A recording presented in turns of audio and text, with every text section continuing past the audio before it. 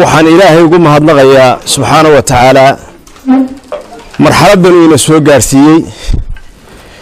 ee wada hadalka iyo wanaagga iyo isu tanaasulka iyo isu afgaradka iyo isu dabcidda la isu dabciyay xaaladaha ee aan turxaanta lahayn ilaahayna soo gaarsiiyay ugu mahadnaqayaa subxaanahu wa tacaala alxamdulillaah rabbil caalamiin waxaan u mahadnaqayaa xukuumadda Soomaaliland oo wasiirka dakhliga ina kala joogay iyo barasaabka oo dawladda dhexe wakiilno ka laamaha dawladda ciidamada qaranka oo mudan in loo duceeyo iyo in loo mahadnaqaba dhibaatada ka soo gaadhay ay la wadaagayeen dadkan shacabka dhibtay qabeen ama ka badsanayeen iyagana waxaan leeyahay ilaahay fi aakhiraba ha ku anfaco oo barwaaqo ha ku gaarsiiyo inta cimrigooda uga hadhay ayaan ilaahay uga baryayaa waxaan u mahadnaqayaa ergooyinka guurtidu madaxda ka tahay iyo labada ergo ee xirayaasha oo runtii dadaal fara badan iyo juhdi fara badan geliyeyna aad iyo aad baan ugu mahadnaqayaa labada beerood ee walaalaha ee mashaqadu kala gaadhay iyo dadka deegaanka ceelfeen iyo dhammaan gobolka Sanaag ee halka kan fadhiyana aad iyo aad baan ugu mahadnaqayaa waxaan u maleynayaa hadalkii maanta hadal la yiraahdo haray ma jiro go'aan ayaa dhacay waana go'aan laga soo wada shaqeeyo cid waliba ay juhdigeeda iyo dadaalkeeda gelisay go'aankii waa la qaatay ilaahayna waxaynu ka baryaynaa subxaanahu wa tacaala inuu inoo aqbalo hadal aan munaafaqad ahayn aanan la hadal ahayn wax qarsi lahayn oo heshiis rasmi ayaa la qaatay horena waa loo qaatay haddii saxar ku duulo dhibaato ku duushayna ilaahay wuu naga daweeyey ilaahay baan ugu mahadnaqaynaa tolka iyo xukuumadda iyo cid kasta oo haddii aan la beleeyay juhdi gelisana waan uga mahadnaqnay waxa weeyaan run ahaantii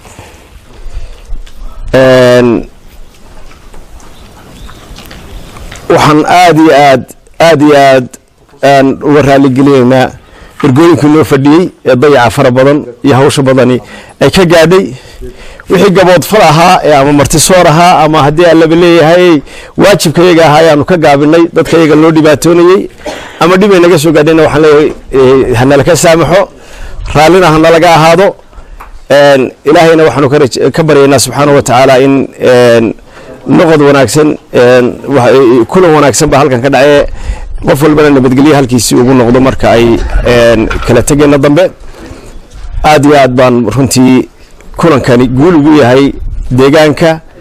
iyo qaranka Soomaaliland iyo cid walba oo guul ugu yahay heshiiskanina guul ugu yahay ilaahayna waxaanu ka baryaynaa inuu inoo adkeeyo haddii aan intaa ka dhaafo waxba oran mayno xukuumaddan iyo guurtidan haddaan maalintii dhoweyd foostayr ku soo riixnay yaa dima badnayna way qaadi kar lahayn horta inay naga qaadaan bay ahayd meeshana warde meesha caawimay u baahan tahay oo ganaaxi ilaahayna waa nagu dhacay kii xukuumadda iyo kii tolkana waanu qaadano waa nagula kufteene culays badan baa meesha la horta hana la fudayo hana la eego waliba waxa leeyahay de qoladan kale aan walaalaanahay xooga magii hore gurmud baa u yimi qolada habar jecel oo loo jiray waa jeeb furan tahayna way nagu dhaga adeegeen meesha caawumaan u baahanay laba wada qolama ilaa wax la caawumaan waxan wax la qaadi karo maaha ya geerida inta taala iyo dhaawaca inta taala wax la qaadi karo maaha ya xukuumadda iyo gurmud baa looga baahnaa hadan foostii nagu soo celiseen gacantii wali way furan tahay waxaan leenahay gacan wanaagsan oo walaaltinimo baa dadkani u baahan in la qabto dadkani waa toobad keenay ilaahay buu noqday waxaan leenahay idinkuna waxa weeyaan arrinka kan in wax la kala qabto oo nala saxartay u baahan tahay in la adkeeno u baahna xukuumadda waxaan ka codsanaynaa nabadda waanu qaadanay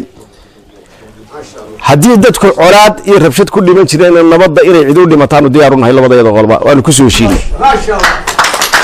waxaanu diyaar u nahay وحلا وحي نبدا أن أقدرينه شك هذا كعبانيني إن الدبع حاجة دولة الدبع نجيني وحنشعلها إن الله عتكيو إن عد كستا ونبت قليدا دبعتكوا كواي لهان ونبلغ قاضينا إن نقعن برا كشغينه قعن هذا حكومة دا يقعن هذا ولا لها يقع محرياش يا مدتك كلا أما جورتي أما عد كستا حكومة وحنا يقعن هذا هنا كل شغيو ديارنا وانون هاي وحكستوا خسارة وكبحية هدي علاد كبحيسي إنه كبحضو ولبا هذا هو هذا اللي قولوا بهود والله لها هدي اللي بني حقه دي وحكد قلا إنه بده كبر تانا بلغات رسمي بحيان إن أنا واحد مكدعين قولوا بنا حوجا حق دول حوجا درين يشترين يقولوا بلغات رسمي بحيانه لو ده قولوا بهلقوا إلى اليوم ولا وحي دول يوحي هدي اللي بني رفش الضابة آدي آدبان إذا كم هنا قيدمانتين السلام عليكم ورحمة الله وبركاته.